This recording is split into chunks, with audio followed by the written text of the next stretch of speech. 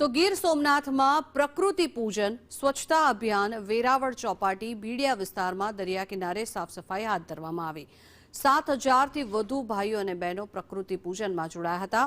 ગીતા પાઠશાળાના 100 વર્ષ પૂર્ણ થતા તેની ઉજવણી કરવામાં આવી। જો કે દર મહિને 3, 12, 19 અને 30 તારીખે પ્રકૃતિ પૂજન કરવામાં આવે છે, જેમાં લગભગ 7,000થી વધુ લોકો જોડાયા।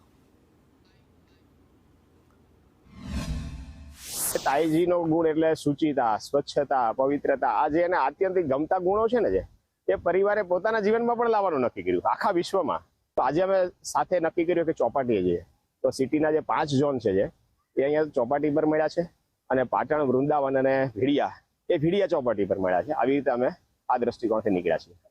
માણસની માણસ પ્રત્યે કે માતા પિતા પ્રત્યે તો હોય, પણ સાથે સાથે પ્રકૃતિ પ્રત્યે પણ કૃતજ્ઞતા વ્યક્ત કરવી એ અંતર્ગત દર મહિનાના 4 દિવસ 3જી તારીખ, 12 તારીખ, 19 તારીખ ને 30 તારીખ આ 4 દિવસ સમગ્ર સ્વાધ્યાય પરિવાર આવી રીતે પોતપોતાના વિસ્તારમાં પણ અને આવા જાહેર વિસ્તારમાં પણ પ્રકૃતિ પૂજનના અર્થે બધા ભેગા થઈ અને સ્વચ્છતાનું એક